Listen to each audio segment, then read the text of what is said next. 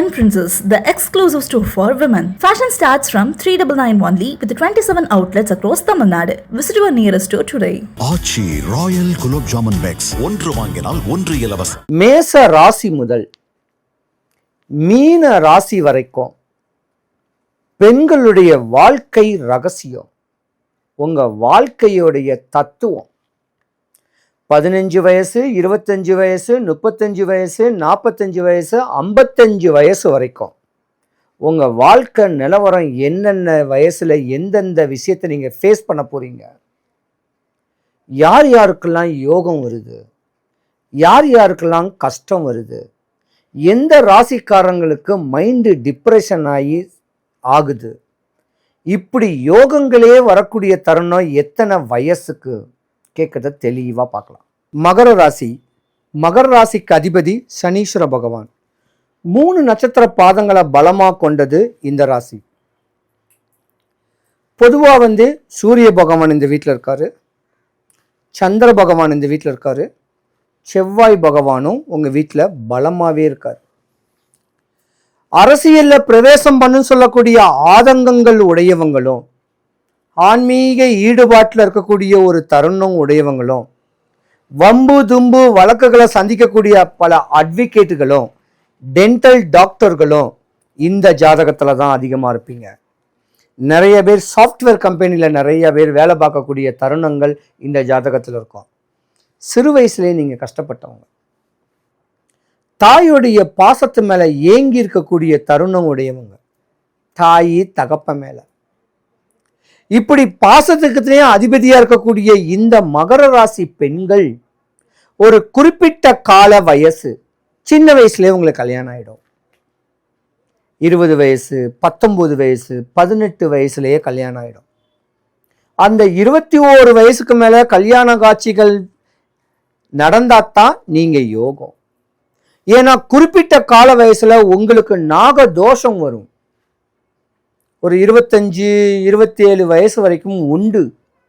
மகர ராசிக்காரங்களை பெத்த தாயி தகப்பன் மகர ராசி பெண்களுடைய ஜாதகத்தை ஒரு ஜோதிடர்கிட்ட கொடுத்து, நல்ல ஜோதிடர்கிட்ட கொடுத்து, என் பெண்ணுடைய வாழ்க்கை தரம் எப்படி இருக்கும், இவ படிப்பாளா, இவளுக்கு திருமணம் எப்படி நடக்கும் அப்படிங்கிறத விலாவரியா நீங்க கேட்கணும்.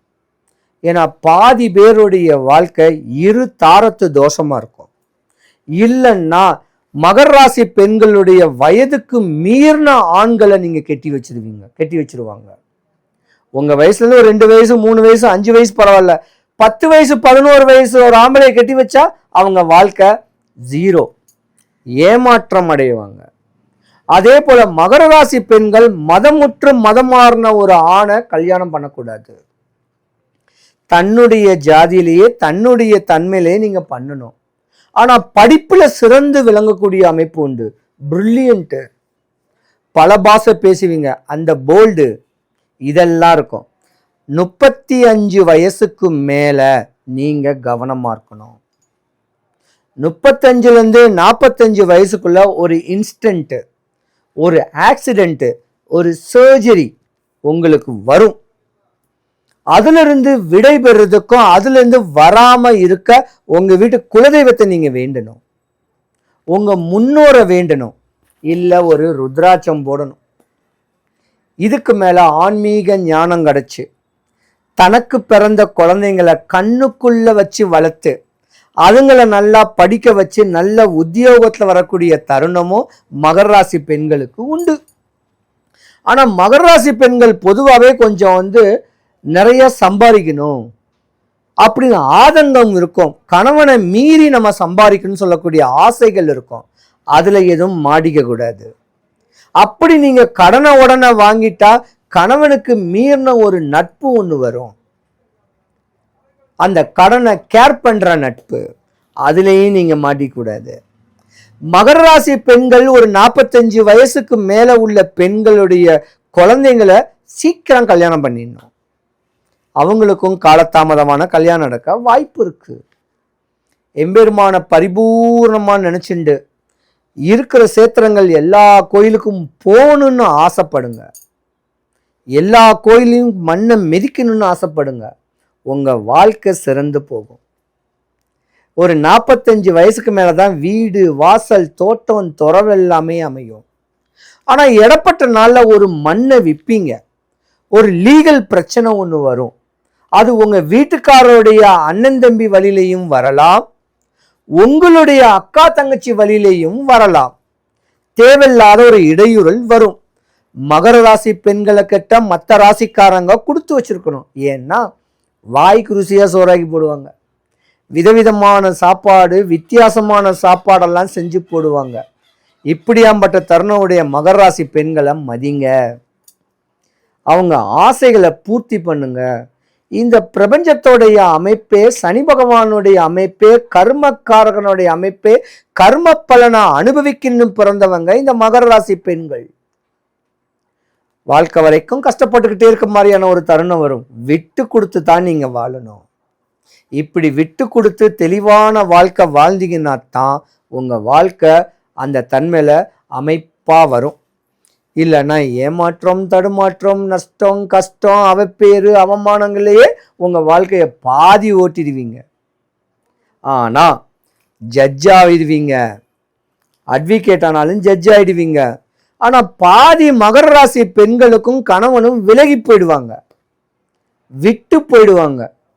2 தாரத்து தோஷம் மகர ராசி பெண்களுக்கும் இருக்கு. அனுசரிச்சு நீங்க போனாலும் உங்களுடைய அனுசரணைக்கு உண்டான கணவன் அமையாது.